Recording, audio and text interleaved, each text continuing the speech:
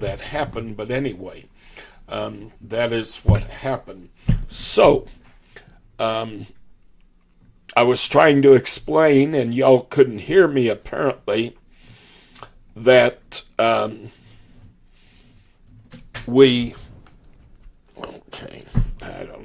not going to be able to do that today then.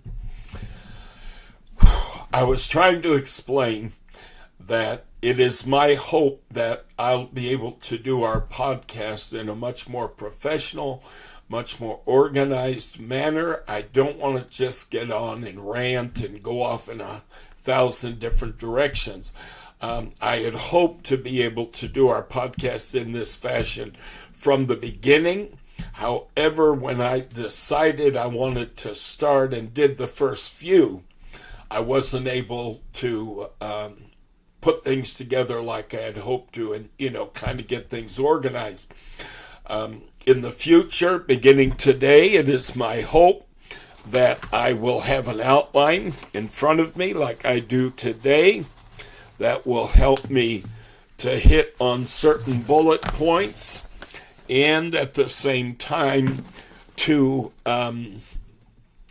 keep my thoughts organized and allow things to move much more quickly, and hopefully the podcast will not have to take near as much time. I won't have to take as much time doing the podcasts because I will be more organized, okay? And excuse me, I know I feel terrible that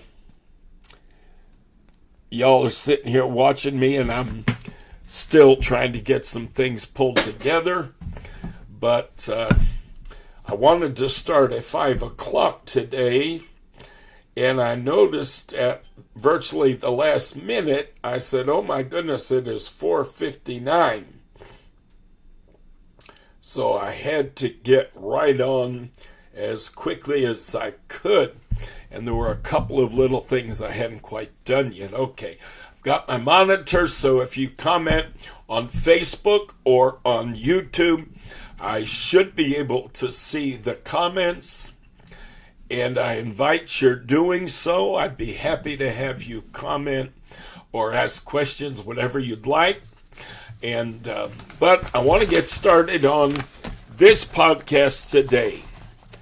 And I do have my bullet points.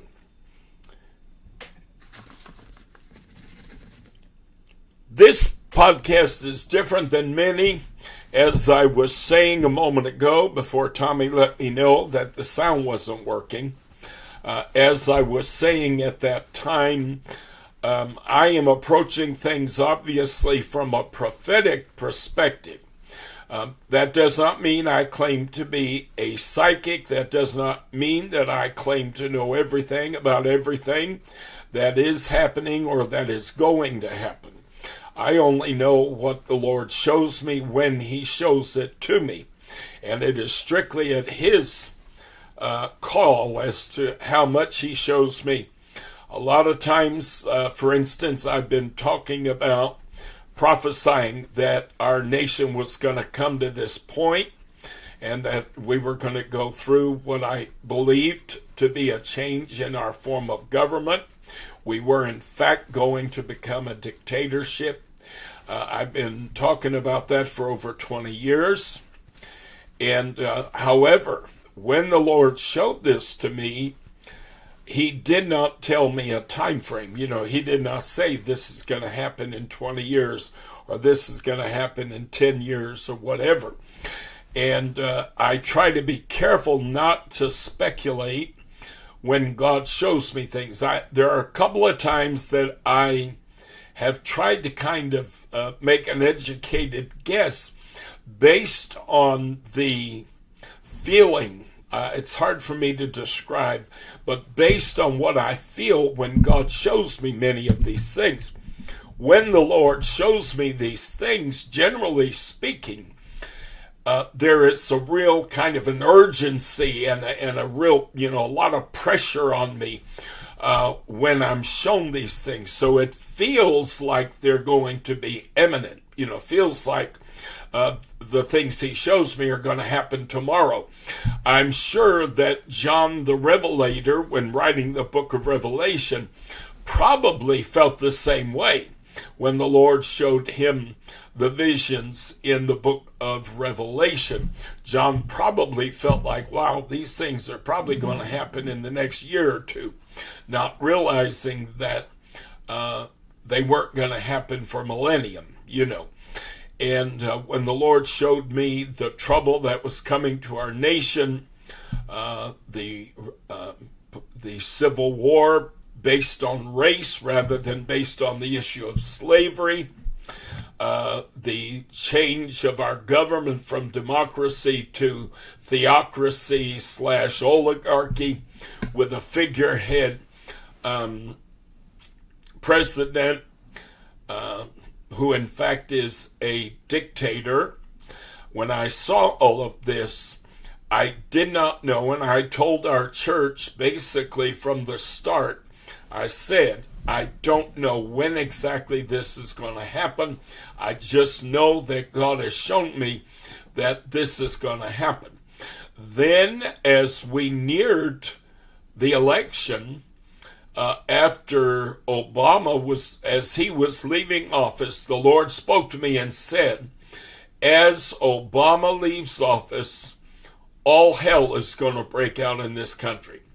And mind you, this was before Trump even announced his run for president. The Lord had told me this, and I told our church in Dallas, I said, folks, as Obama leaves office, I didn't know exactly what that meant, but I said, as Obama leaves office, the Lord has shown me that all hell is going to break out in this country. When Trump announced his run for the Republican nomination for president, I said, this is their man. The plan that I have been prophesying for decades within the Republican Party to ultimately discard our Constitution and establish a new form of government so that the richest of the rich could influence the figurehead dictator and the religious right could influence the dictator. I said, this is happening, folks. And I told the folks in our church, I said, this man is the answer to the Republicans' prayers. They needed someone with immense popularity. And I'll tell you right now, God showed me, and again, I'm going to say, the Lord showed me that they actually were hoping that they were going to be able to do all this while George W. Bush was in office. They were hoping that the Iraq War, that after 9/11, they were hoping that his popularity would soar, and that this might allow him to be the man that they could use. In many ways, speaking plainly, George W. Bush was the figurehead president. The man's not very bright. And when you listen to him talk, I was humiliated when he was in office. He was embarrassing when he would make speeches domestically, when he would make speeches on the international scene. He was embarrassing. He would say some of the dumbest things. He just does not come across like a very bright man. He doesn't carry himself as a very bright man. And so anyway, it has been said that Dick Cheney was in fact the president. The problem with Dick Cheney was he had health issues. He's had heart issues for many years. He's still living, surprisingly enough, but he's had heart issues for many years.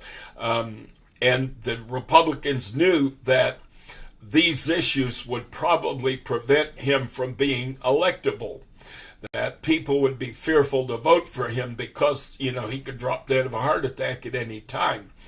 And so therefore, they made George W. Bush their nominee, and then he named Dick Cheney as his vice president. And I'm going to tell you, Dick Cheney, compared to Bush especially, is a brilliant man, has excellent political discernment from a Republican perspective, mind you, and he certainly embraced a very Republican mindset.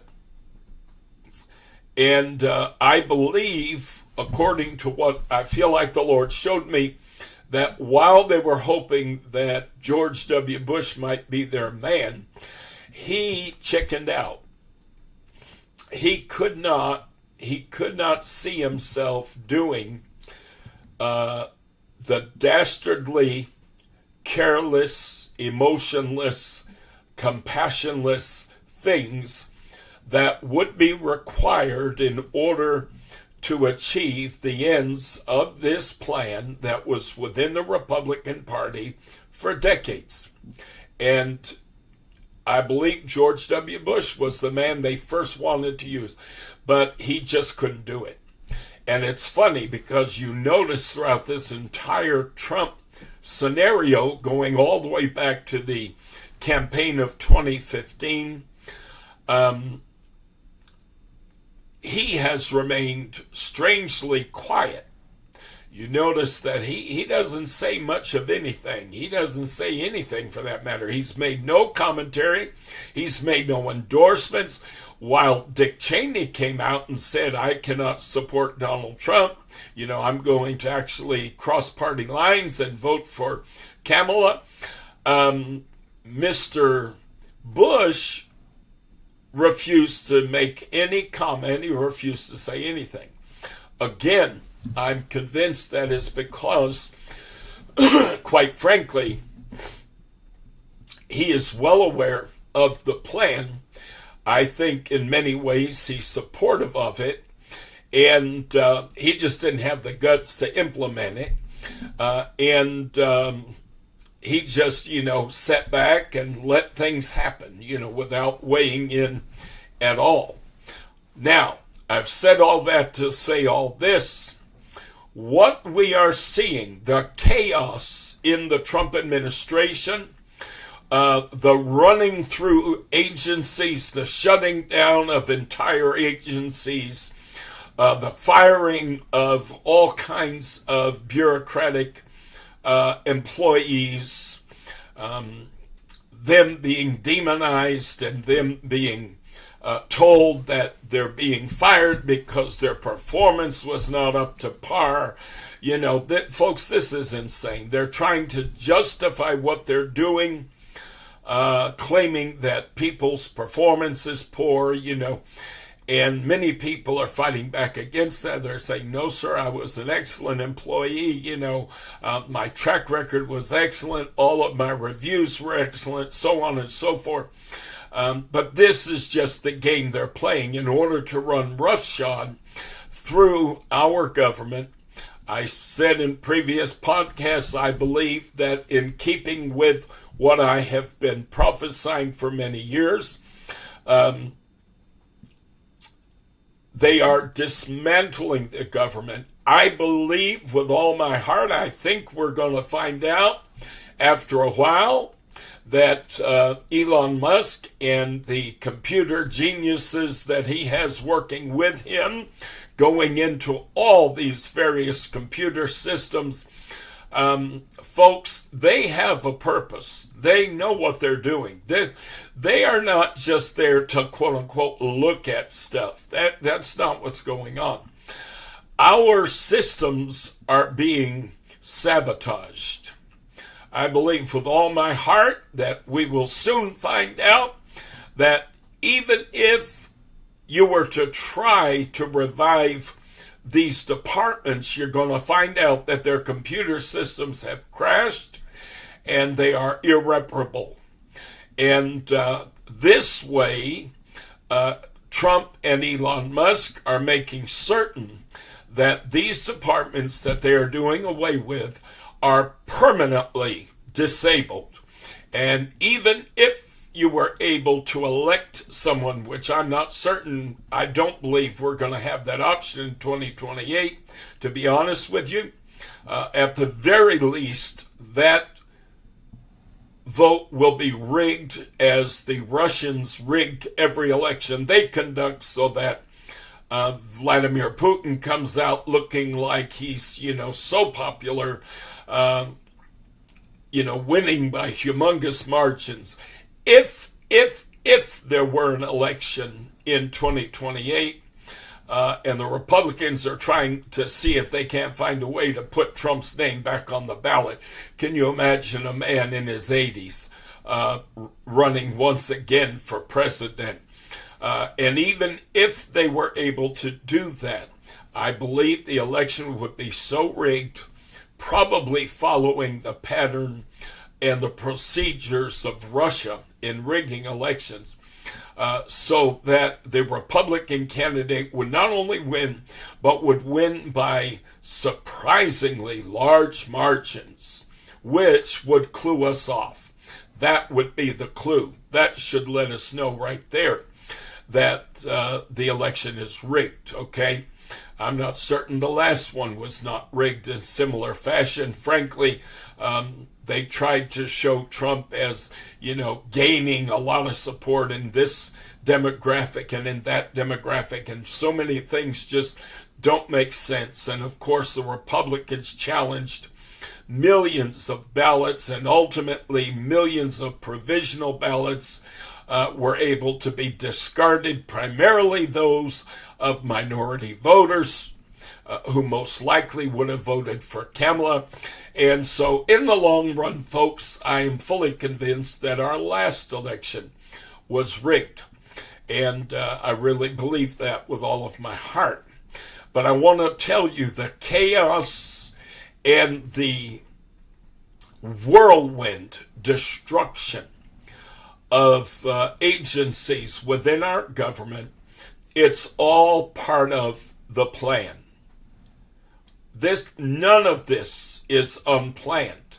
And it is not Trump who wrote the plan. I told you what they wanted was a figurehead dictator, okay? They want a dictator, somebody who is so selfish and so mean-spirited and so evil that he is willing to rubber stamp and sign off on whatever these Republicans with this plan put in front of him. He will nominate whatever judges these people with this plan suggest that he nominate.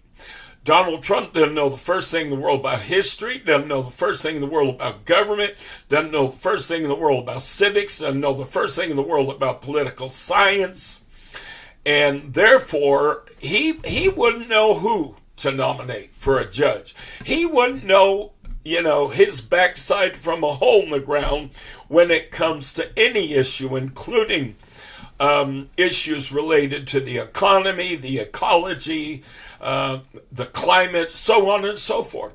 So basically, he just sits there in the Oval Office. Look at him, I love watching him on television. He just slumps. He sits there with his arms on the desk and just sits there looking like some kind of a slouch.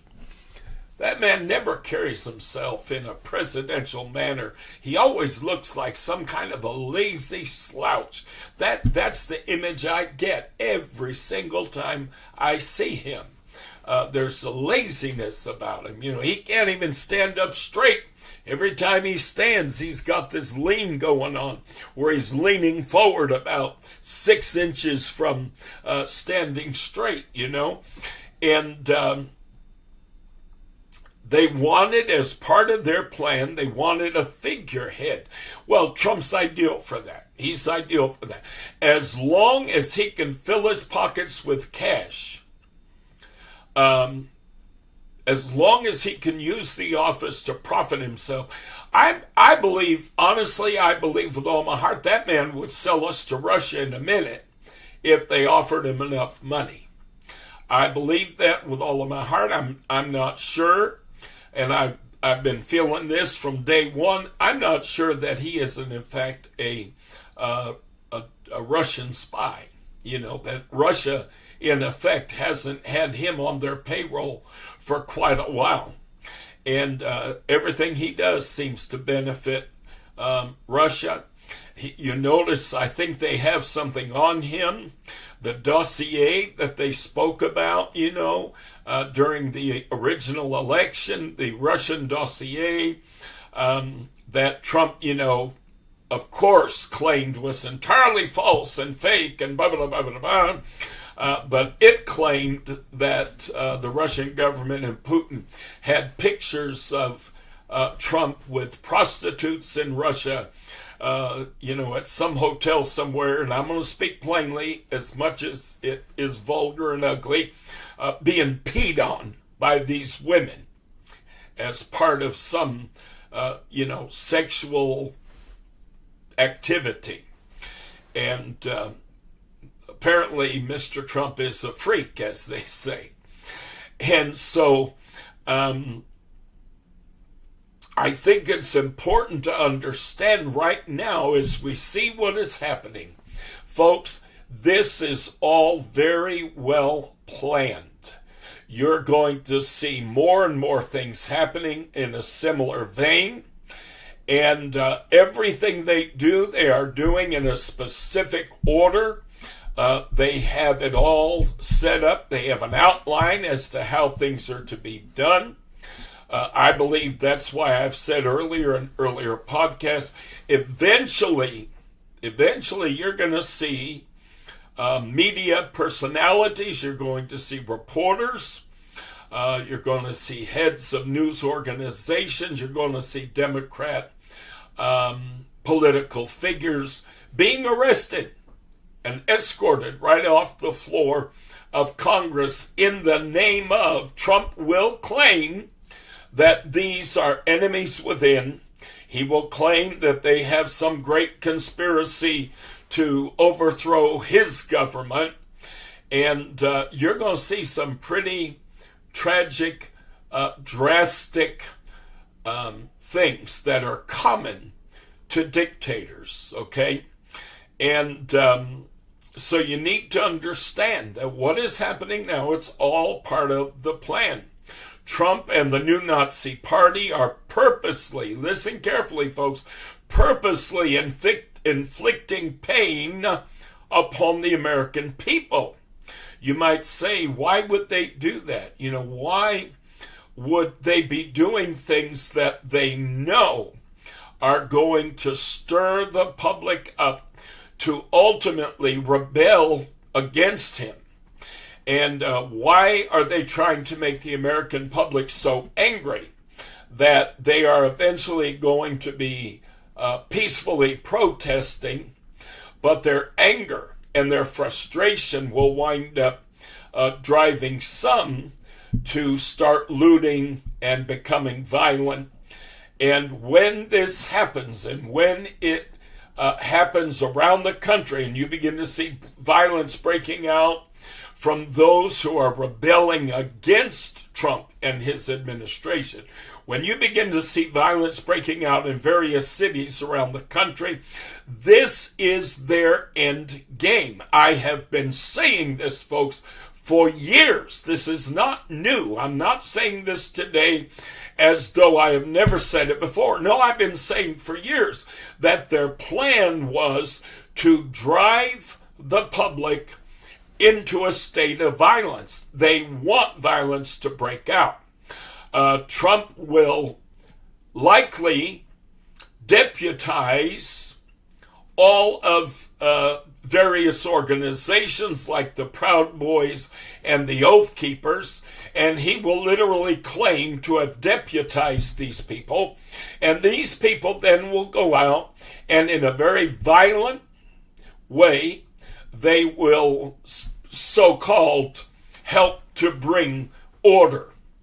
Of course, Trump will also at that point be able to bring in the National Guard as well as the U.S. Army, although the U.S. Army, by reason of the Constitution, is not ever to be used against the American public. We've seen that Mr. Trump tramples on the Constitution. He has no use whatsoever for the rule of law. He has no use whatsoever for the judiciary or the judicial branch of government. So therefore, he will ignore the Constitution on that matter, as he ignores the Constitution on any number of matters. The fact is this: they cannot do what they want to do, which is suspend habeas corpus, as President Abraham Lincoln had to do during the Civil War, declare martial law. That's step number 2. And then number 3, discard the Constitution entirely. This is their end game, folks. This is what they want to do. They cannot do it, listen, until massive revolt springs up around the country and they suddenly they appear justified in doing so. I've got news for you Republicans. Got news for you foolish, stupid people who have allowed yourselves to be pulled around by the nose by a party that is as deceitful as Satan himself.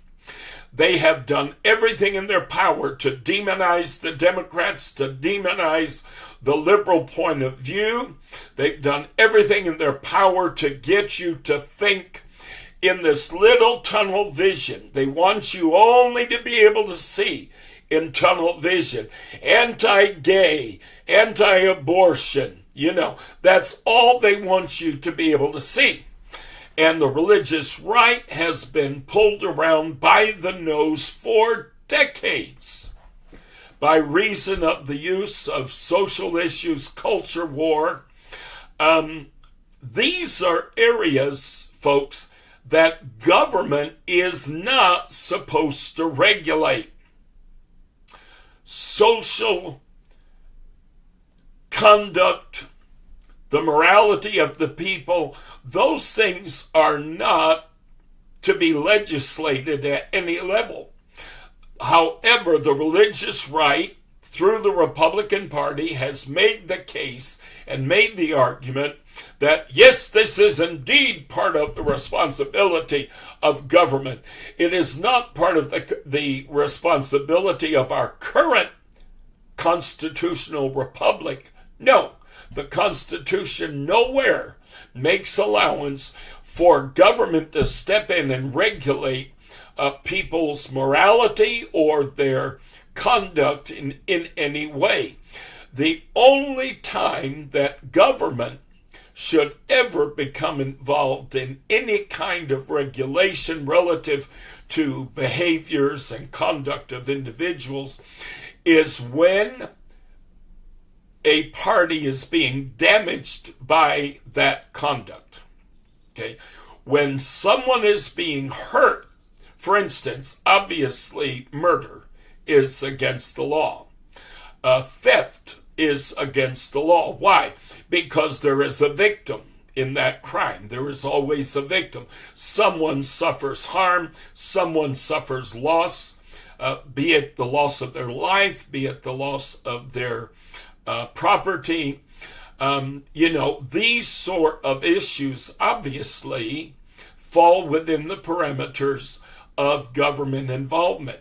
However, what two human beings do in the privacy of their own home ought never, ever to be regulated by government. Government has no business going into an individual's home. And if I dare say, and of course the religious right will be peeing down their leg when I say this, but gay couples, generally speaking, do not consist of a perpetrator and a victim. There is no victim in LGBT living. There is no victim in LGBT relationships. No one suffers loss. As a matter of fact, gay marriage has been legal now in the United States for almost 10 years. And where do we see damage? Where do we see anyone whose marriage has suffered because gay marriage was legalized? Where do we see families crumbling because gay marriage was legalized? Where do we see the nation or the people of this nation being harmed financially or in any other way because gay marriage was legalized? There is no victim. However, the religious right loves to make the argument, that homosexuality is the prelude to the collapse of a society. Honey, you're going to see the collapse of a society, and you're going to realize that the Word of God is true.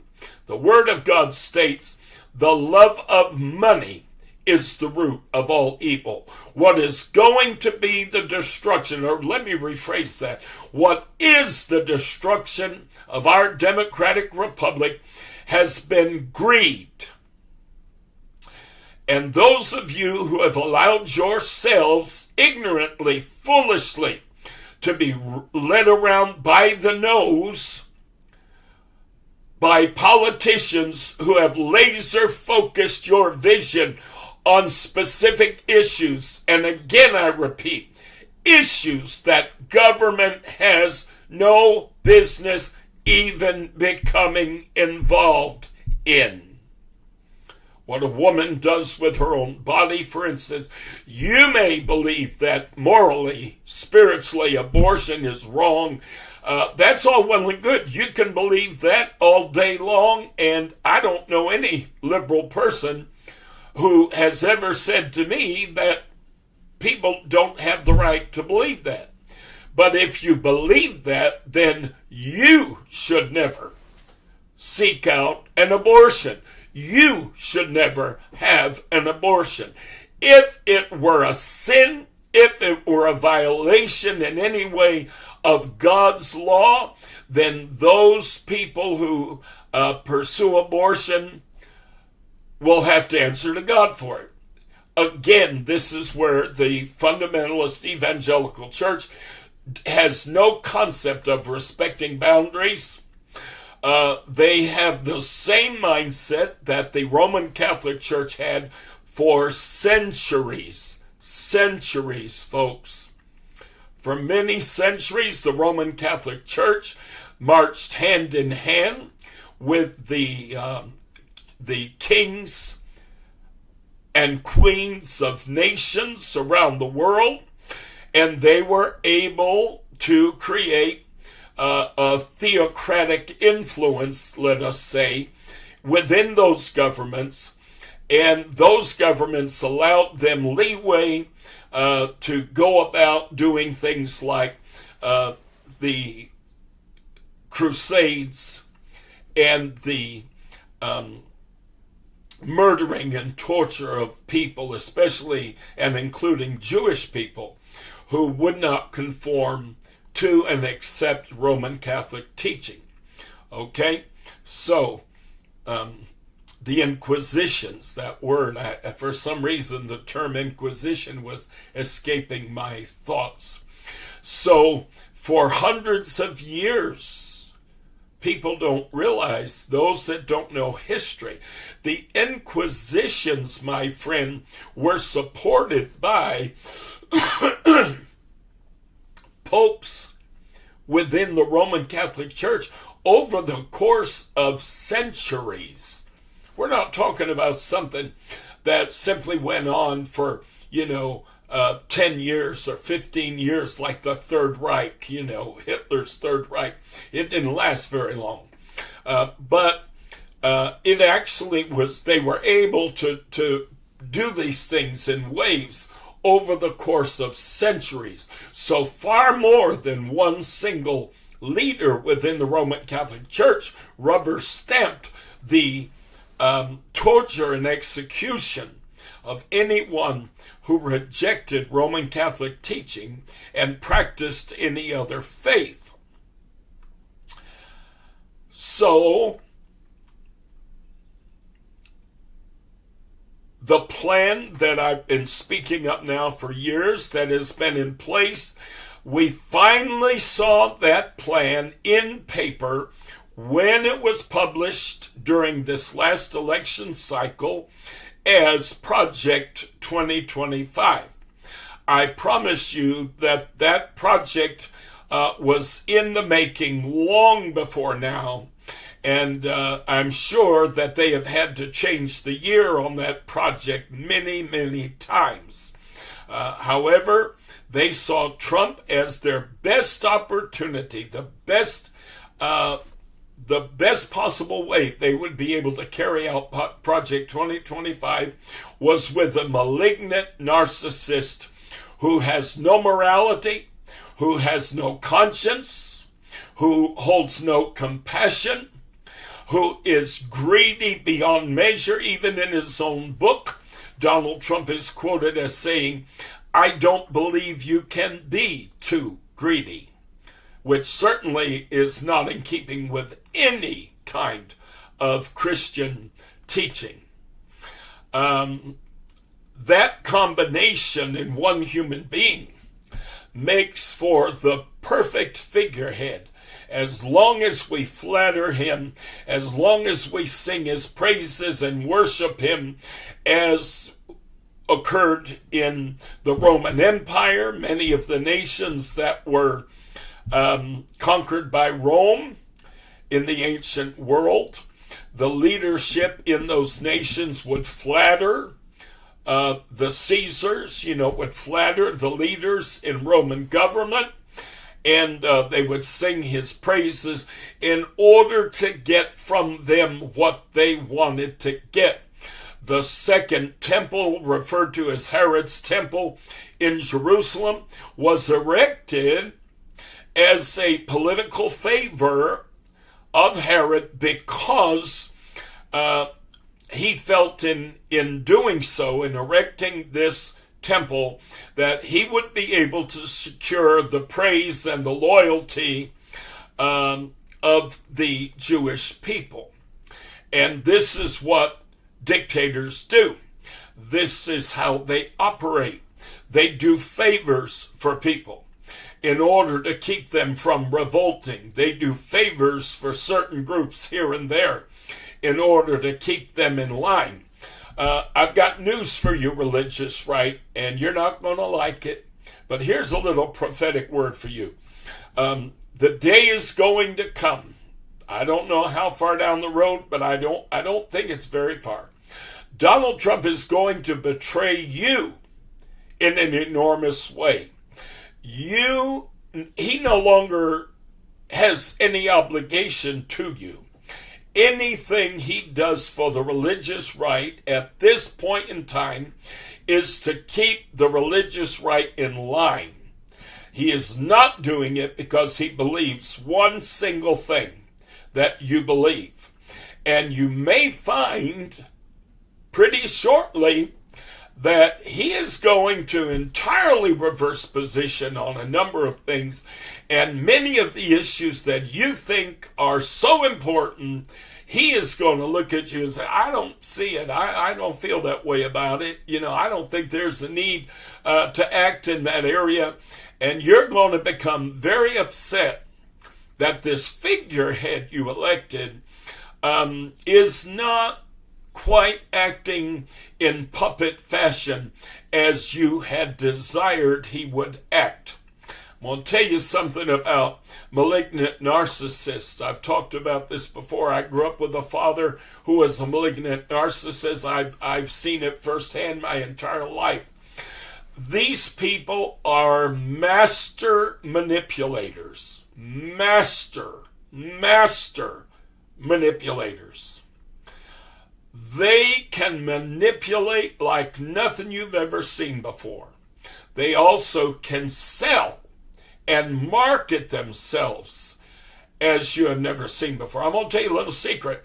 Everybody talks about what a brilliant marketer Donald Trump has been over the years. He's marketed himself, he's marketed his name, created this enormous image of himself, and he's created an entirely false image of himself. I remember reading an article recently about a man who had gone into Trump's office in order to interview him for a book. I may have been the author of Trump's book, The Art of the Deal.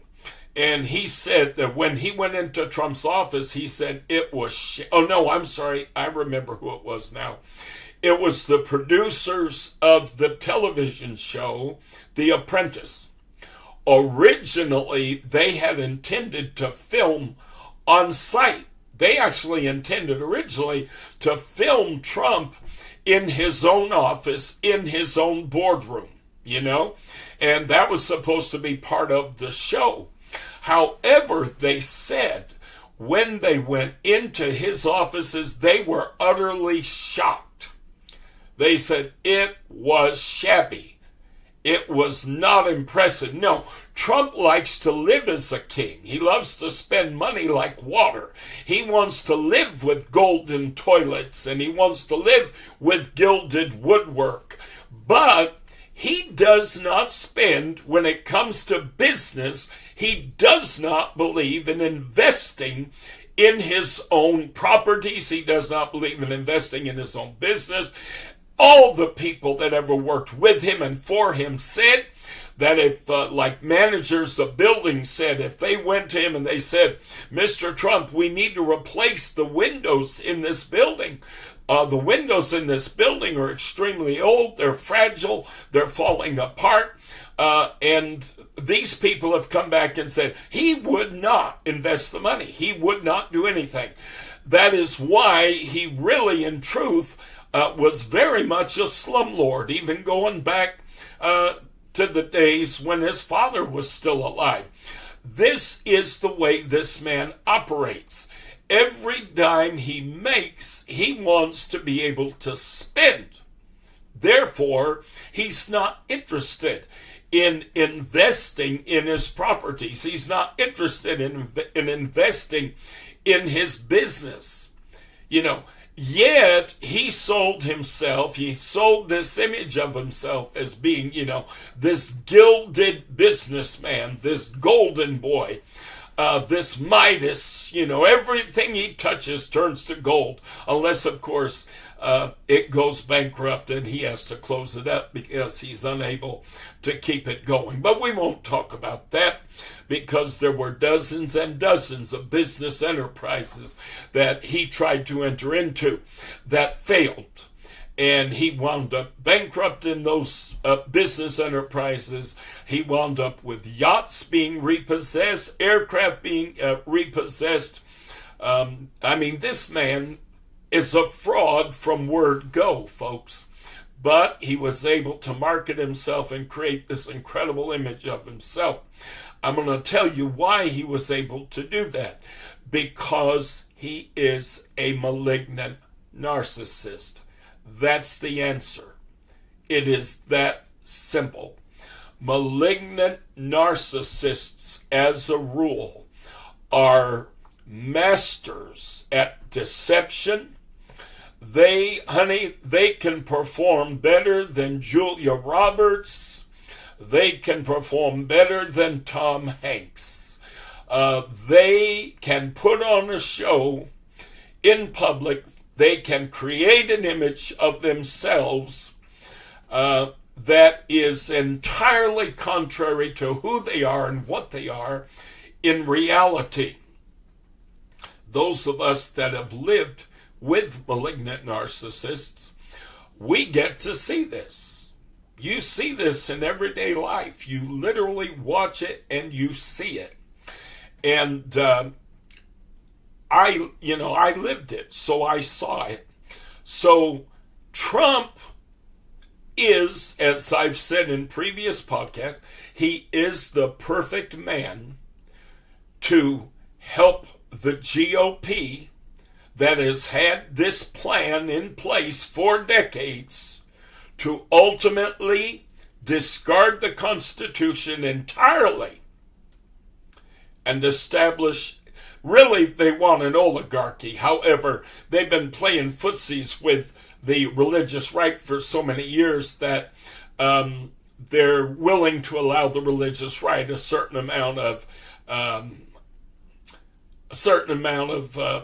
influence in exchange for their ability to influence their followers. So it's quid quo pro.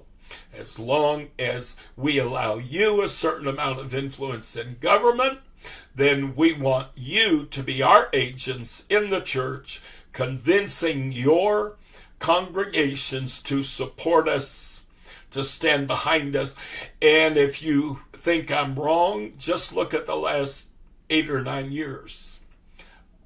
Or look at the last, maybe not 8 or 9 years. It is actually 8 or 9 years.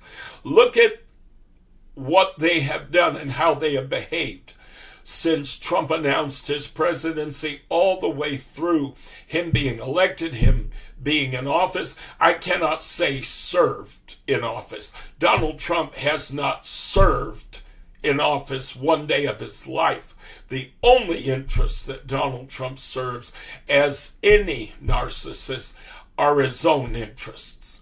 So he has by no stretch of the imagination served the American people in that office. And I told you before, I can't even put the word president and Donald Trump in the same sentence. So I literally will refer to the White House, I will refer to Washington, I will refer to the office, but you don't hear me using that title in conjunction with his name. But this man has the perfect qualities to fulfill what the Republican Party is wanting to do. And what you are seeing now, I repeat, is all part of the plan. I'm sounding a warning, trying to let you know it is going to become so difficult, it's going to become so hard that people are going to have a very hard time remaining faithful to their morality. What I mean by that is this. There are many people in our world, whether they're Christians or not, who believe, thou shalt not steal. And as a rule, they wouldn't steal if their life depended on it, However, when prices go up exponentially, when people are losing their jobs by the tens of thousands, as the economy is tanking and these tariffs on imports are being implemented, there are going to be many people in our country who may have never in their life ever considered stealing. But they will steal then. And frankly, it's kind of like the story in Les Miserables. They're going to do so out of sheer necessity. They're going to, in effect, steal bread in order to feed their family, to feed their children.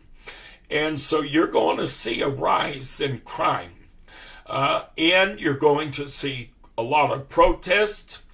And the more pressure that Trump and the GOP are able to put on the economy, the more pressure that they're able to apply to the American people, the more likely that these protests will ultimately turn violent. Also, I know people are looking at me. Some people may look at me and think, oh, he's crazy. That's hyperbolic. He's just being an alarmist. That's okay. You think that all you want to. While other podcasters are out there afraid to tell you that Donald Trump is the modern Adolf Hitler. While other podcasts are afraid to read to you from history books and read clearly how Adolf Hitler ascended to the place of a dictator and how he was able to transform the German democracy into a dictatorship, and he was able to lay the groundwork for that change in 53 days. And he only utilized legal means. He worked within the system to dismantle the very system that he was working in. Okay?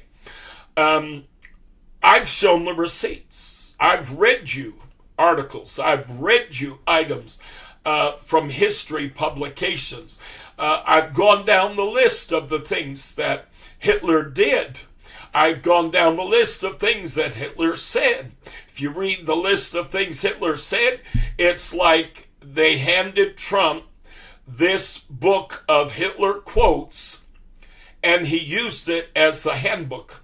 So, okay, Hitler was able to become a dictator, and these are the tools that he used.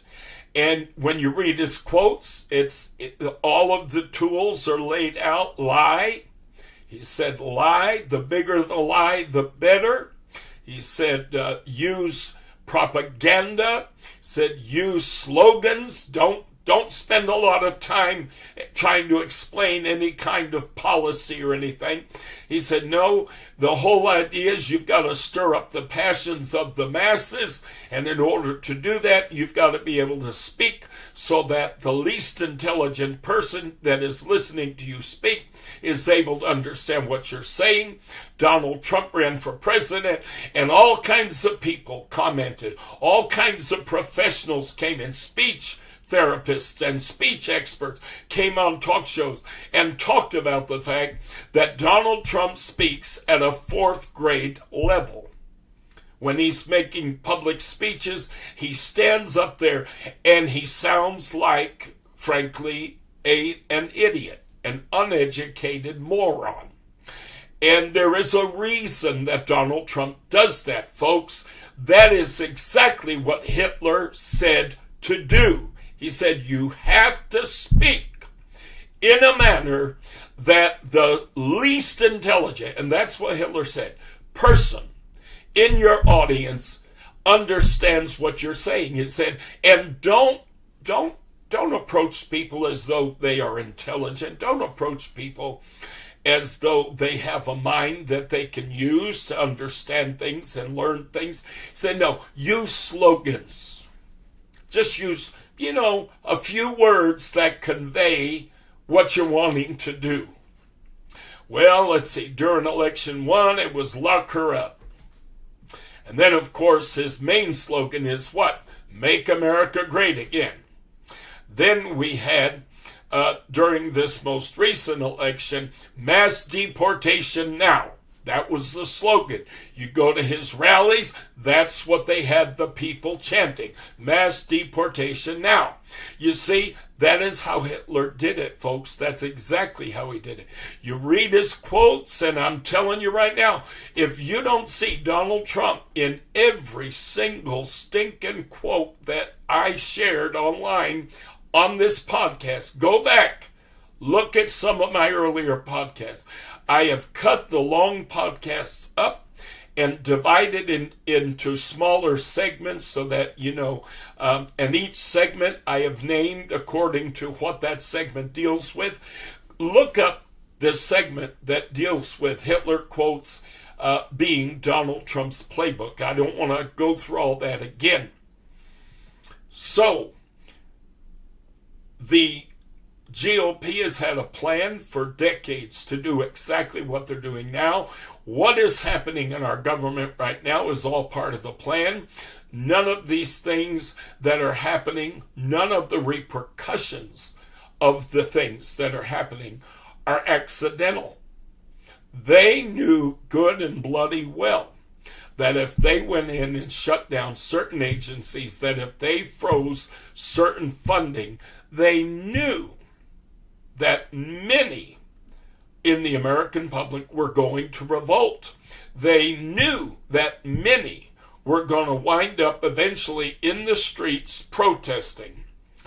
Now, I believe in order to expedite this plan, that they're going to sow agitators in the groups that are protesting. They're going to have people there who are part of MAGA, and they are purposely going to agitate the crowds. They're going to agitate individuals in order to achieve violence. These people may actually be the first to throw, a brick through a store window and take something. And when you have large groups of people like that, unfortunately, there is such a thing in psychology as mob mentality.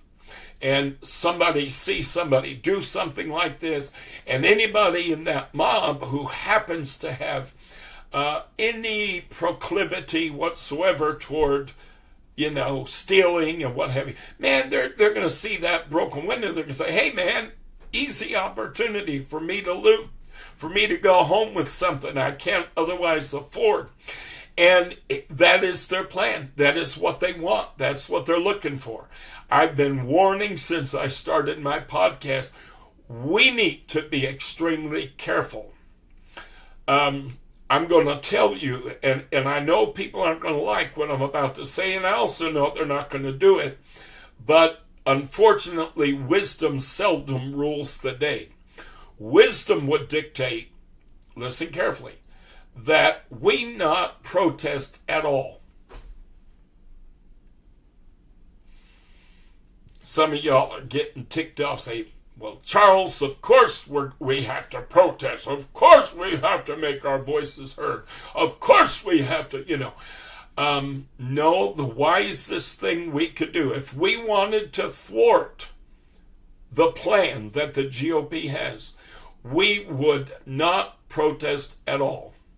Let me tell you a little secret. Your protests mean nothing to Donald Trump. You can protest, and the GOP for that matter, okay? The GOP Senate, the GOP Congress, they could care less about your protests. Your protests don't amount to a hill of beans. I grew up during the Nixon era. Nixon was the first president that I remember. Johnson was president when I was born. But Nixon is the first president that I remember. And I remember protests all day and all night related to the Vietnam War. And it went on for years and years and years. And guess what? Nixon did what Nixon was going to do. And the protests really didn't amount to a hill of beans. They seldom do. These politicians have their own agenda. They have a goal or a purpose. And I'm not even saying that all politicians had evil agendas. I don't mean that. Sometimes they may have had a perfectly reasonable agenda. They were trying to accomplish something that was good and positive for whatever, level. However, the protests of the people do not sway them because they know the ultimate end. For instance, Nixon was trying to get out of the war. He was hoping to be able to withdraw from the war with honor. He was hoping we could win the war in Vietnam. And this way, we would not appear weak before China. Nixon knew long before anybody else in this country knew. Nixon knew. He was a brilliant man. He had an IQ of, I believe I read once, of 175. He was a brilliant man. He knew China was on the rise. He knew that China was ultimately going to be one of our greatest opponents. He knew that China was going to ultimately be one of the greatest economic powers in the world. And the war in Vietnam, for him, had much to do with us as a nation trying to save face in the eyes of China, which was on the rise. Nixon, of course, opened the door to China, which was an act that shocked the fire out of many people. But Nixon understood we've got to make ourselves friendly at some level with these people, because if we don't, they are going to become the next USSR, Russia being the tiny remnant that remains from what used to be the United Soviet Socialist Republic. Nixon knew that China would become a major power, a major player, and a major economic figure, and therefore we had to kind of, warm up to them a little bit. We couldn't afford to maintain the policies that we had maintained for such a long time, where we would not have open dialogue with China. We wouldn't allow for trade with China. He knew we had to change things. So I'm saying, even a politician that isn't trying to overthrow our government oftentimes will ignore the protests, because he knows, he looks out at the crowd and he thinks, folks, I'm with you. I'd love to get out of Vietnam. You have no idea how much I'd love to get out of Vietnam. However, if we do that now, we are going to look like a weak, powerless nation in the eyes of a nation that is quickly going to become a major adversary. You follow what I'm saying? That's a president with an objective that at least makes some kind of sense. When you have a president who is employing policies and doing things like Trump is now doing with the purpose of dismantling our government. Dictators don't want anyone, listen to me carefully, dictators do not want anyone making decisions. They're the final word on everything. Everything. Look at this move Trump made of removing the head of the Kennedy Center and naming himself now, chairman of the Kennedy Center. My God in heaven, how in the universe can anyone who claims, to occupy the office represented by the Oval Office, how in the universe can anyone claim that they're going to have time to be bothered with serving as the chairman? I mean, serving as the chairman of the Kennedy Center is a full-time job all by itself. Literally, folks. This man is literally doing everything Hitler did in order to remove all bureaucracy. Why? Because bureaucracy is expensive and we're wasting money on it, and these programs are a waste of money. Nope, that's not their real purpose.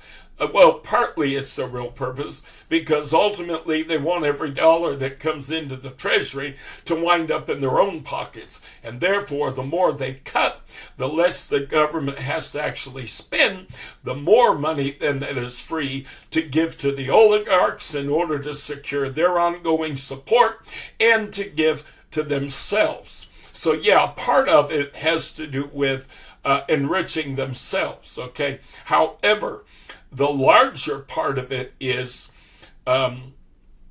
they want to create havoc. I was watching a psychiatrist on YouTube. We have smart TVs here at our house. We don't watch television. We either watch like YouTube or Netflix or Roku TV or Amazon TV. I think we also have Paramount, And so I was watching something on YouTube the other day. There's an Asian woman who is a psychiatrist, and she and many other psychiatrists came out when Trump was first in office, and they said, this man is an observable narcissist, and he is immensely dangerous. And they actually wrote a book. They published a book, and it was The Dangerous Case of Donald Trump or something to that effect. And there were like 27 or something prominent psychologists and psychiatrists who were named as contributing to this book, and they all said, this man is an observable narcissist. There are any number of malignant narcissistic traits that, as professionals especially, we see clearly. We observe them. You know, the idea that a psychiatrist or a psychologist would have to have you in their office for an hour a week for a year in order to diagnose you, which is what the Republicans, Trump and his people, MAGA, have tried to say in order to discredit, which is a malignant narcissist's primary go-to. And you see Trump do it every single time. Every time somebody leaves his administration, oh, they were great, they were wonderful, they did a marvelous job, blah, blah, blah. But when they come out and they speak honestly and they say this man is dangerous, General Kelly, for instance, who had served as chief of staff, when they come out and they say, this man is dangerous, I don't ever want to see this man back in the White House, this man should never be in a place of power, he should never be given any kind of authority, he is inept, I have never seen anyone as unintelligent as him, I have never seen anyone as unteachable as him, I have never seen anyone with a shorter attention span than him, I have never seen anyone who dislikes to read as much as him. All of these things are necessary if you're going to serve as president of the United States.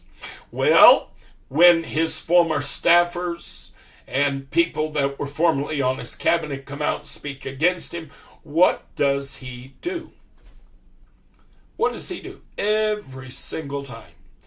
Well, they were terrible at their job anyway, and even if they resigned, he tries to suggest that he asked for their resignation. You know, he wants to make it look proactively. He wants to make it look after the fact, like he recognized how lousy they were at their job, and he was instrumental in their leaving, whether they resigned themselves or quit or whatever the case might be. But that is one trait of a malignant narcissist. They go out of their way to discredit anyone and everyone that speaks against them and or exposes them for what they genuinely are. And we've seen Trump do that. This lady was saying on the program I was watching on YouTube the other day, she said, he is getting worse. This situation is growing worse. She said the scary part of it is a malignant narcissist, their end game is singularly one thing. Take a wild guess at what a malignant narcissist's end game is. What is the one thing they're really terrific at, and the one thing that they strive for and that they seek to achieve? Remember, there's the word malignant in that title, malignant narcissist. She said they are bent on destruction. They love to tear people down. They love to tear anything down. They just love destruction. They love to destroy. Trump is sitting in the Oval Office gleefully watching Musk go through all these agencies and annihilate them. And he is seeing himself as this great, big, powerful figure, because look at what I'm able to do. I'm able, with the signing of a document, I'm able to have all these enormous organizations destroyed. I'm able to put 10,000 people out of work with signing a document. That's all it takes.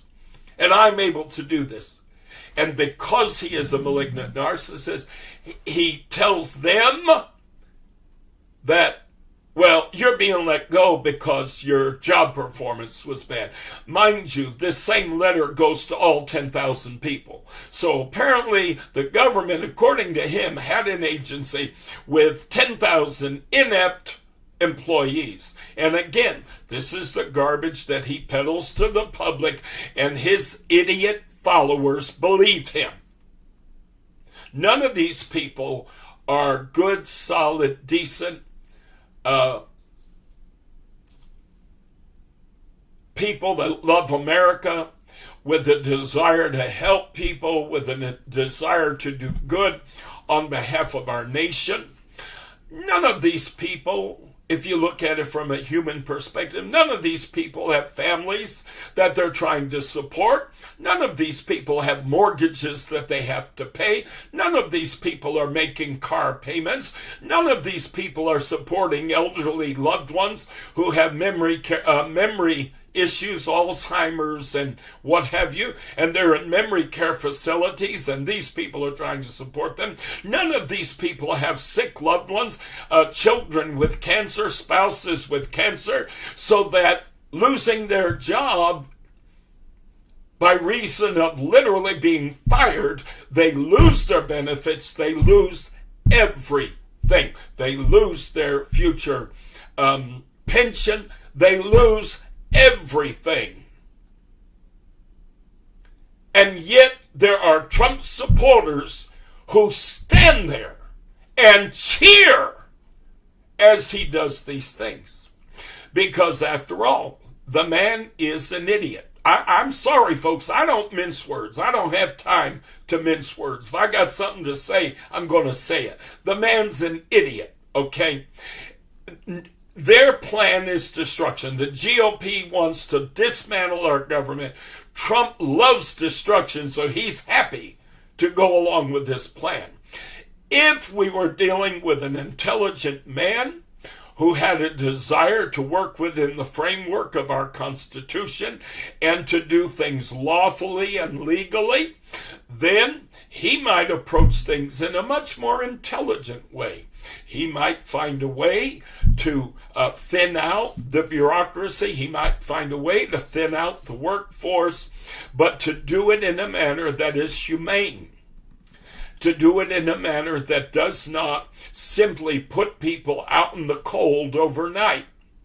For instance, he could have at least issued a notice to these people that we will be shutting this department down. You have 90 days notice, or you have 180 days notice, which would have given people an opportunity to go out and seek, future employment while they were still employed, so they can still pay their mortgage, they can still pay their rent, they can still pay their car payment, they can still pay for mom at the memory care facility, they can still have benefits to provide health care for their loved one. This is what could have been done. But you notice it wasn't. No. He marched in like a bull in a china shop and just started destroying. Trump gets a lot of malignant, narcissistic joy from doing people dirty. There's something in a malignant narcissist, folks, and I'm telling you, if you lived with my father as his child, you would have seen this kind of behavior. There's something about getting over on people. There's something about, being able to just, man, I really got over on them. That thrills malignant narcissists. They love that. And so Trump is looking at it like, look at this, I'm standing here and I'm able to claim that I'm saving the government all this money. I'm able to sell this to my supporters that I'm saving the government all this money. And not only am I saving all these salaries that we're paying, but I'm saving having to pay out in pensions. I'm saving and having to provide any kind of benefits. Boy, man, did I do this. I did this in a way like nobody else could ever do it. course you did, because you're destructive by nature. You have no conscience. Malignant narcissists literally have no conscience. You have no compassion. You couldn't care less. You have no empathy, which is, again, a major trait of a malignant narcissist, or a narcissist, period, malignant or otherwise. They have no empathy. They cannot feel for other people. They have no feelings for other people. The only people they feel for literally are themselves. Growing up as a kid, I remember my mother going to my father, for instance, and saying, I got word today that so-and-so died. And it could be somebody that my father knew very well, that he interacted with regularly, so on and so forth, that he acted like he liked, and that he put on his big performance for, so he came across like Mr. Nice Guy. And my father would literally look at her and say, oh yeah? And then he'd turn around and walk away.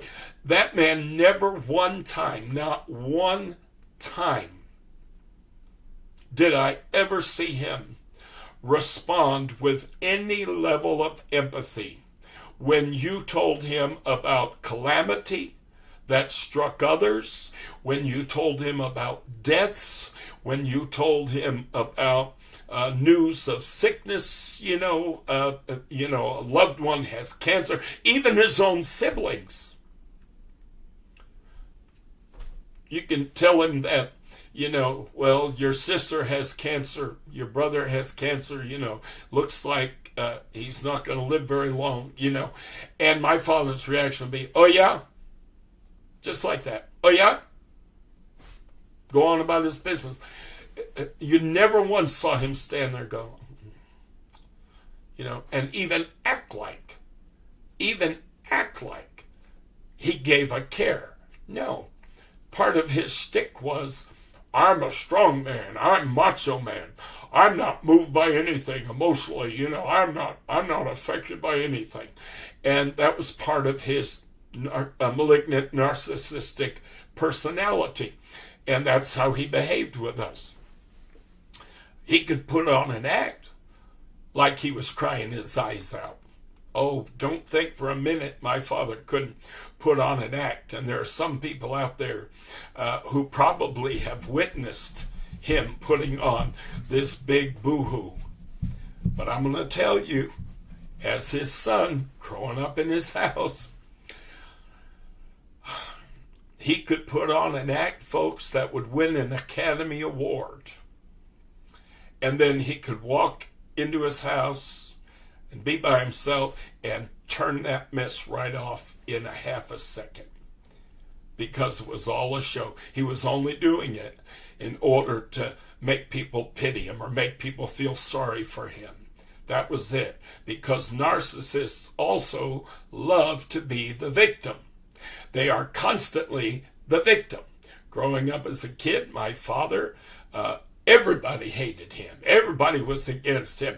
At his job, they've been trying to fire me for years. They've been trying to get rid of me. Yet at the same time, he always claimed, of course, like Trump, that he was the best employee that any company ever had.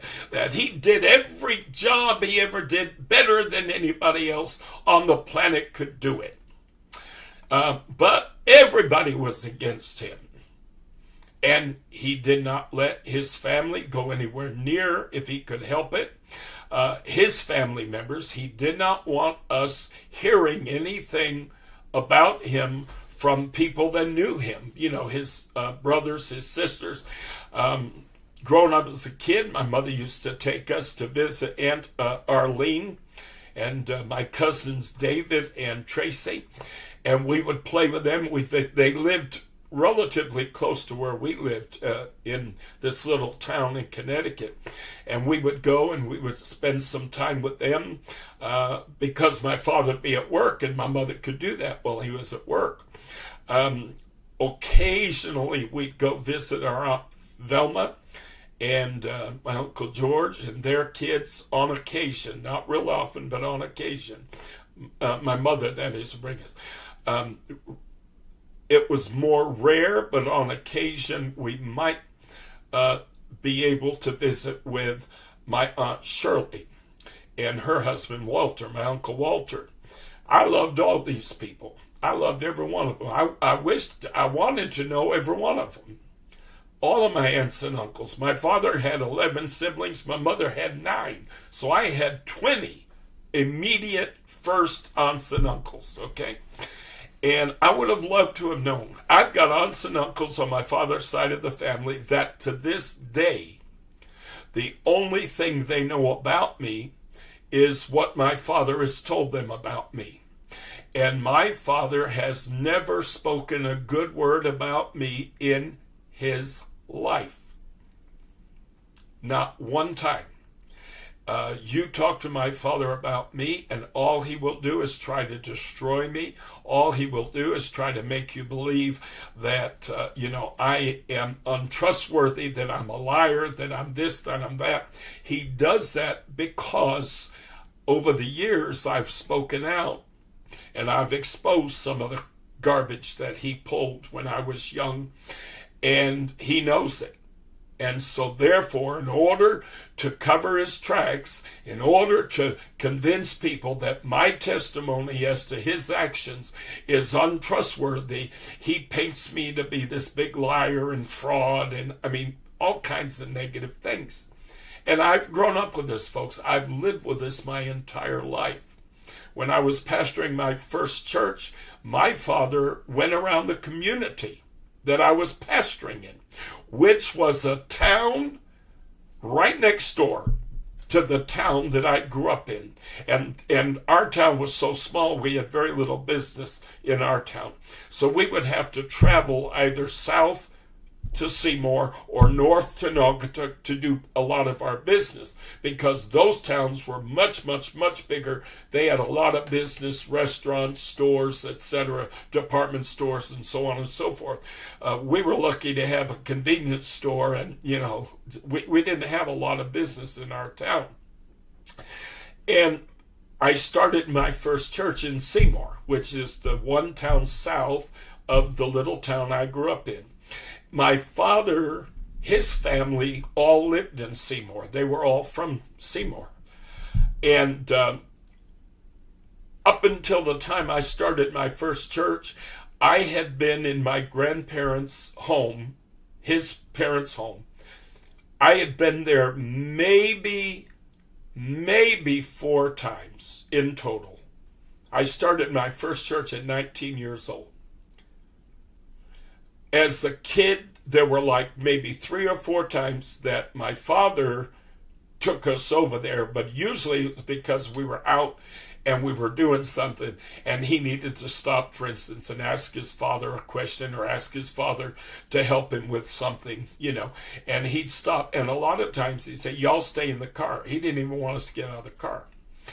I knew who my grandparents were until I was 19 years old, basically by sight. In other words, if I saw them, I obviously recognized them.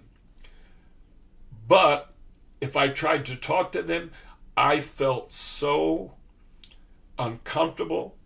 I felt so out of place. I didn't know them. They were literally strangers to me. Well, while I was pastoring my first church, I finally decided, I said, Chuck, you're old enough. If you want to know your grandparents, you can know your grandparents. Your father has no more say. It's not a matter of he can demand that you not go to their home, And so I began to visit my grandparents. And I'm going to tell you honestly, folks, I kid you not, the first probably 24 times I would go on holidays, Christmas, anytime. I was living in, when I pastored my first church, I was living in that community, so I would go by more often.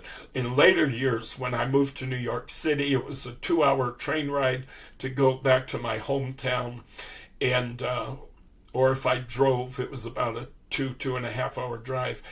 And I would always, every time I went to Connecticut, wherever I was living, if I lived in Texas and I flew up, if whatever, I would always go by and visit them because I wanted to make a concerted effort to get to know them, because my father made certain that we never spent any time around my grandparents, none at all. And over the years, I thank and praise God that the Lord allowed me to actually develop a very meaningful relationship with my grandparents. And when my grandmother wound up later in life breaking her hip, and she already had one bum leg, and when she broke her hip, it basically immobilized her entirely. She had to go into a nursing facility.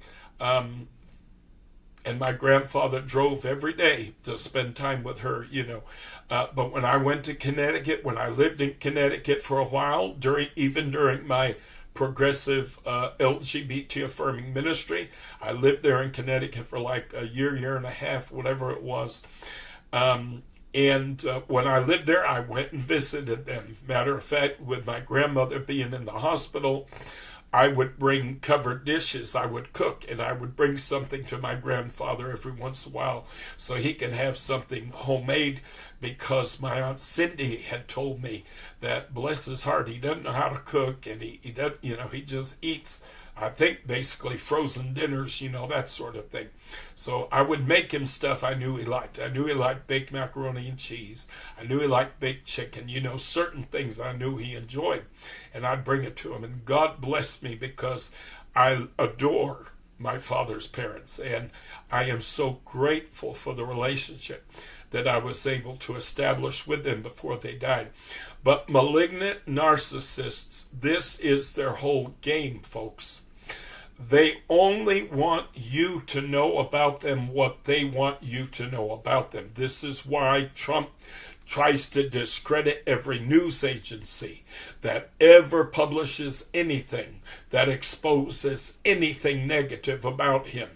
That is what a malignant narcissist does. It's not like he just says, no, those aren't the facts. That's not the way it went. No, he didn't say that. He has to demonize the entire publication. The New York Times, that paper's going down and it's lying, and boy, they're on the decline. And isn't it funny how every single news agency, every single broadcast,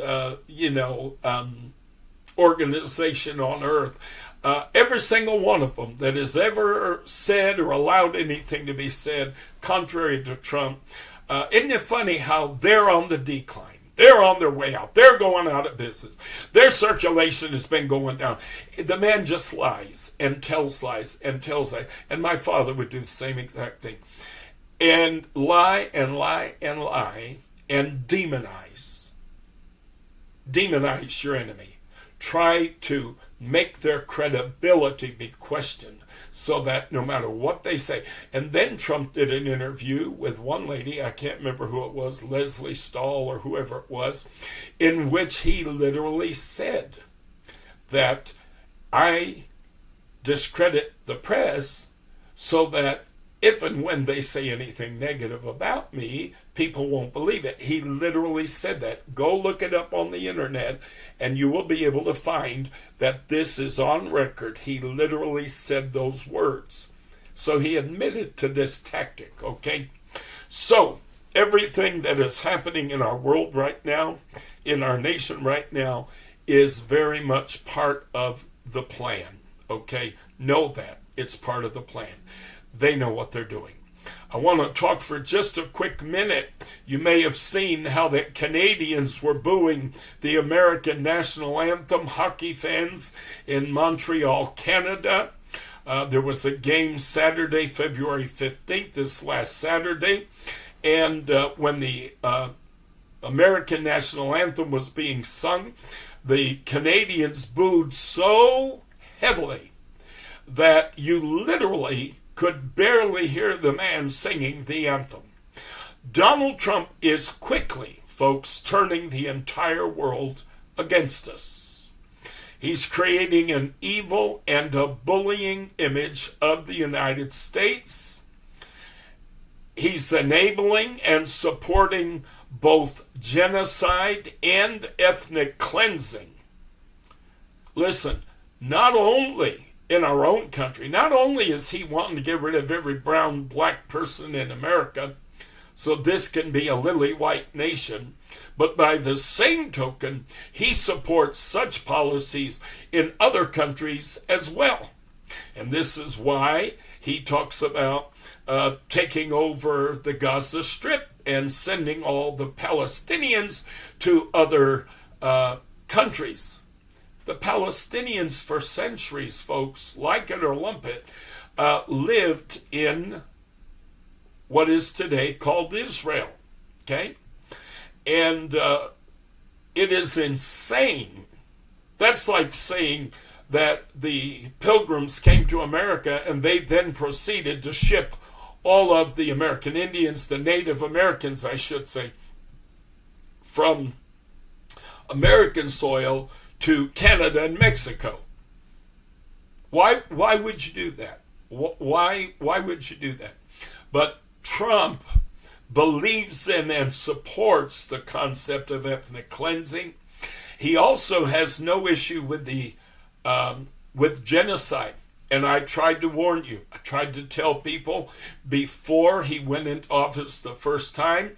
I said, folks, I've been saying, this man is the revived Adolf Hitler. You think I'm kidding? You think I'm being hyperbolic? That's okay. And I said, when he went in the first time, I said, he will embrace and employ policies that purposely will kill tens of thousands, hundreds of thousands of Americans. He has no empathy. He has no compassion. He has, folks, no conscience. He is a narcissist and a malignant narcissist at that. When COVID came, Donald Trump took actions and did things that, from the standpoint even of the rest of the world, was insane. This man stood there as the leader of a nation and lied to the public, telling them, oh, this isn't anything to worry about, it's gonna pass, blah, blah, blah, blah.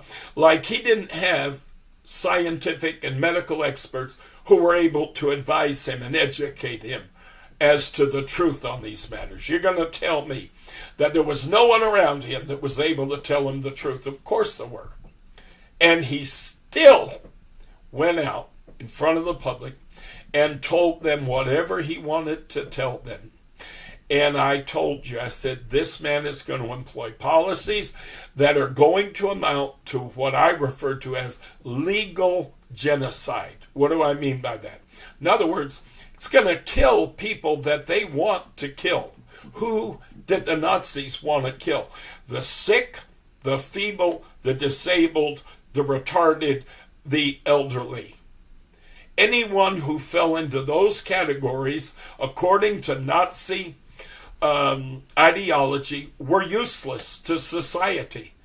And therefore, they would exterminate them. They have no use for them. If you're sick and you cannot work in a factory, if you can't help build the machinery of war, the instruments of war, then you have no value to our society. According to Hitler, it was all about the survival of the fittest. He said, if you're not fit, if you're not able to survive and care for yourself, then why on earth should we try to keep you alive? That's insane. He said, no, the weak, the elderly, the sick, they need to die because it's their time to die. Nature, and this is what Hitler said, folks. He said, nature has determined that you should not live. Therefore, who are we to go against nature? And by going against nature, according to Hitler, you were polluting and diluting your own race. He said, keeping these people alive and allowing these people to be part of our society, in the end, all we're doing is hurting our own race.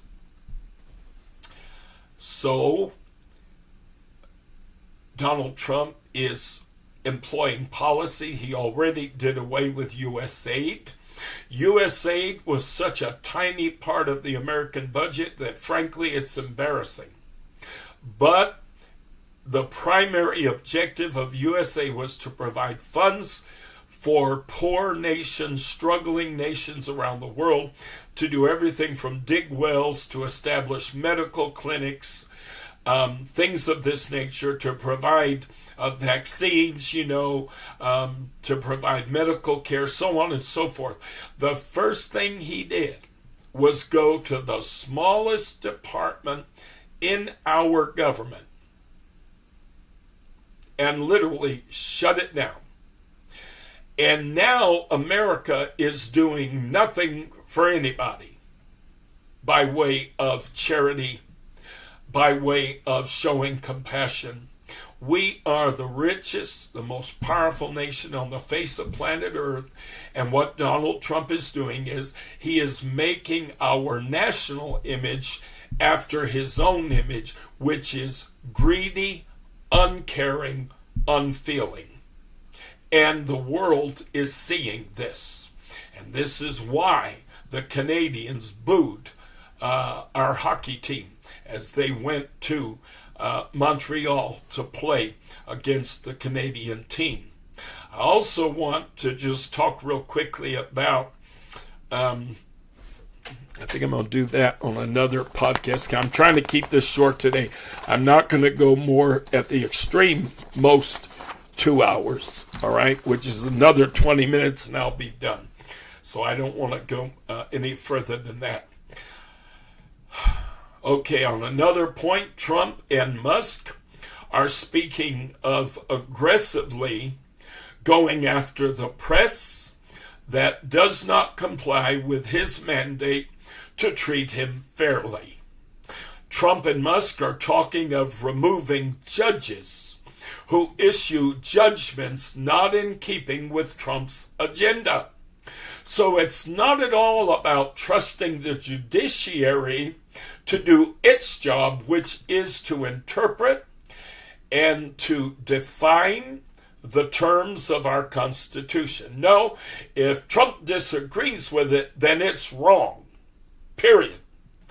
And if some judge who spent years in law school studying law and studying the Constitution of the United States of America, many of them minoring in political science and government, these people who know the Constitution, they understand the Constitution, they know exactly what it says, and furthermore, why it says that.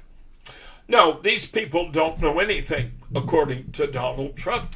Therefore, if they rule against him, if they rule against his actions and his agenda, now they are talking aggressively, folks, about removing people in federal benches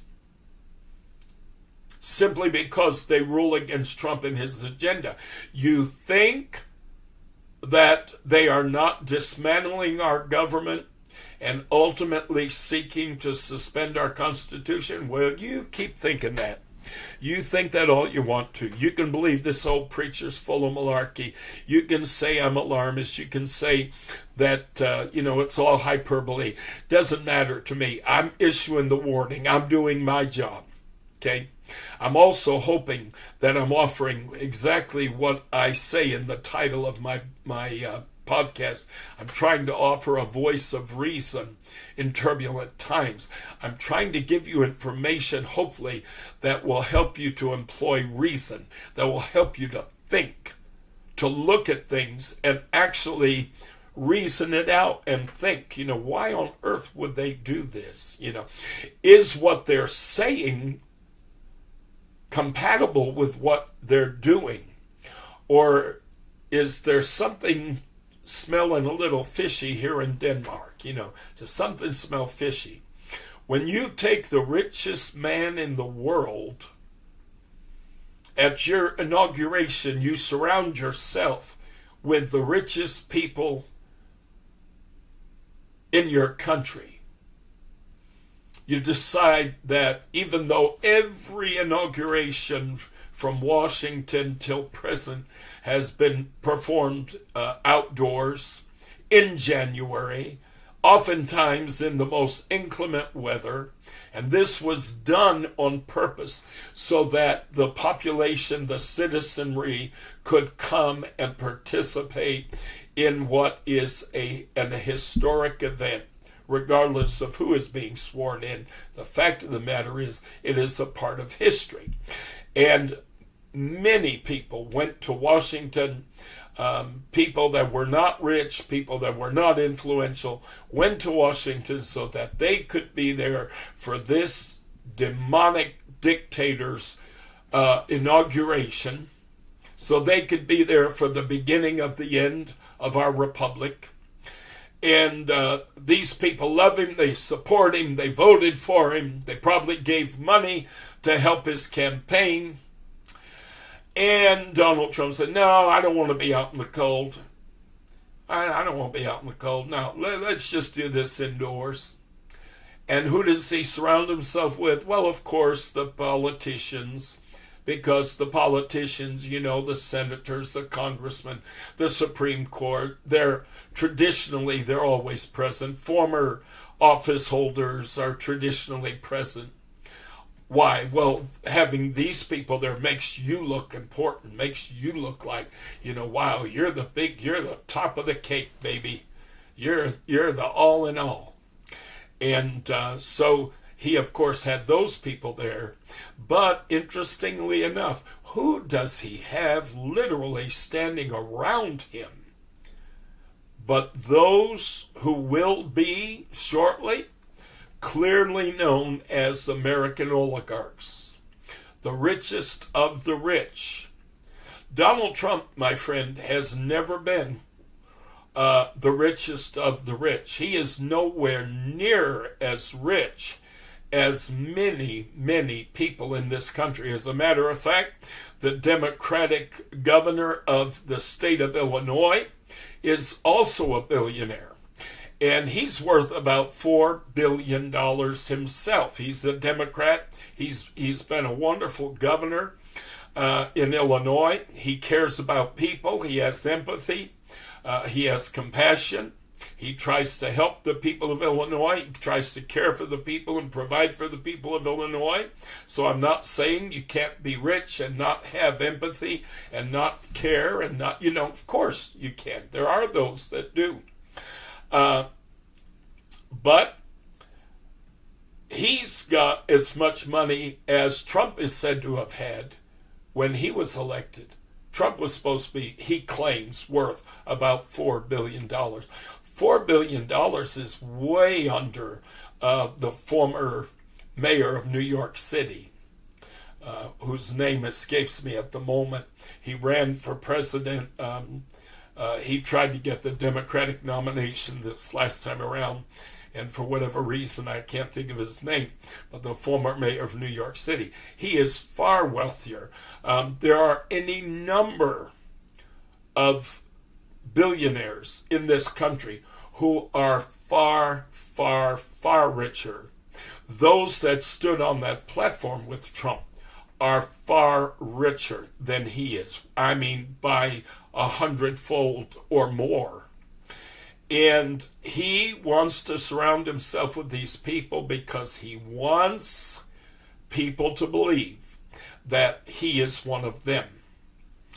And he is going to use the government. He is going to grift. He is going to steal. He is going to pull every scam he can pull, just like he did the first time around. And those that support him act like they didn't see it. Oh, I didn't see him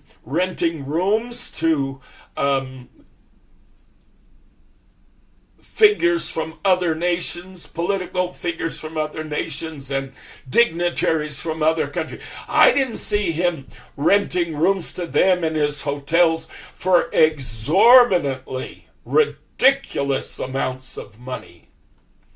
It's not what they normally would pay. That's not what you or I would pay if we wanted to rent that same room. But this is how he was able to take bribes. This is why everybody that supports him says, oh, Donald Trump gave up so much. Oh, so that he could come and he could save our nation. He gave up so much. Folks, you're not very bright. You really are the dimmest bulb on Broadway. I'm going to tell you right now. He never divested himself of his businesses, as other presidents have done. He never put his financial interests in a blind trust, as other presidents have done. Oh, no, not at all. So the whole time he's in office, there were 1,000 ways that foreign entities could funnel money to him in order to garner favor with him. And they did. And he's going to continue doing this, I can assure you of that. But in the process, he is literally trying to mold the judiciary in his own image and annihilate all free press in favor of a press that will only help to spread mega propaganda. He wants no dissension to be permitted. Well, no dictator ever has allowed for dissension to be permitted. The GOP screams that conservatives are being censored on various social media platforms and so on and so forth.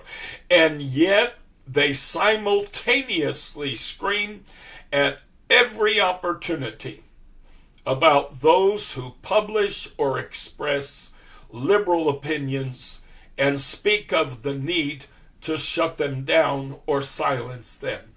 You know, isn't it funny how that this Episcopal bishop, this woman, could speak at the inaugural service on Inauguration Day that the presidents have always attended, elected presidents have always attended. Trump attends this service, and this one Episcopal bishop who participated in the service made a plea to him to please be merciful, to show compassion for certain people in our nation, certain people in our communities, transgendered people, LGBT people. Well, I'm sorry, I happen to fall into that group. I'm sorry, I happen to appreciate very much this woman taking probably the only opportunity she will ever have to have the ear of the newly elected occupant of the White House. And she took that opportunity to make a compassionate plea on behalf of vulnerable people whom the religious right has been after and attacking for decades. And she is immediately demonized. She is immediately attacked by everyone from politicians in Washington to the grassroots mega supporters for having said things that, by the way, were every bit in keeping with Christian teaching and biblical principles. Nothing she said was outside of the perimeters of her authority, outside of the perimeters of her job description. No, this lady was simply representing Christ and representing Christian teaching and Christian values. And yet, members of Congress who have the gall, I'll use the word gall, to claim that they believe the Bible and that the Bible informs every decision they make. These men have the gall to decry and denounce this woman. And then Donald Trump, in classic narcissistic fashion, demonized her, came against her, accused her of attacking him. Because after all, she stood up there and said, "You are a godless heathen. You are a immoral, amoral, evil man." No, she never said any of those things. She never even suggested those things. She simply knew, based on the platform he had run on, she simply knew, based on the positions that he had voiced during the course of the campaign, as well as his previous administration, she knew where he might go politically. She knew the influence the religious right has in bending his ear. And as a representative of a more liberal branch of the Christian faith, she wanted to represent that position, and she wanted to make a plea to him that he might have mercy and be gracious to these people and think carefully about any decisions he might make that would affect these people's lives. And Donald Trump goes out and immediately says, "Oh, it was a bad service. It wasn't a good service. I didn't enjoy it," And then he has the nerve, as a misogynist, he says, "Well, that so-called bishop." Okay, so she does something that is in perfect keeping with her position. She does something that is within perfect keeping of her involvement in this service. She does something that is in perfect keeping with her faith and representing her faith as the leader of her faith. And all of a sudden, Trump comes along and he alludes to and suggests that her bishopric, her position as bishop, is perhaps not even legitimate. She's probably not even really a legitimate bishop. Folks, I'm here to tell you, I would not vote for a human being that has this man's qualities if my life depended on it. I could not compromise my personal spirituality. I could not compromise my morality. I could not do it. I could not vote for looking at that man as he ran for president and watching him demonize groups of people, immigrants, watching him demonize those that were here illegally, many of which escaped countries where there was great violence and there was tremendous economic troubles. They came here not rapists, not murderers, not seeking to kill and murder and steal. That's all hyperbole and garbage that Trump peddled again in order to justify his actions toward them. You notice when he's going to do people dirty, whoever they may be, he always starts by demonizing them. Because in the ears of his idiotic followers, demonizing them justifies then his bad acts. Okay? So here's a bishop, a woman who has served in the Episcopal Church for decades, who has worked, and I'm going to tell you, as an apostolic Pentecostal preacher, I'm going to tell you, it breaks my heart to have to say this, but the Episcopal Church has traditionally always acted with far more compassion and far more charity than any fundamentalist or evangelical church I have ever known. The Episcopal Church has always fed the hungry, sought to house the homeless, to help those who were addicted to drugs and alcohol.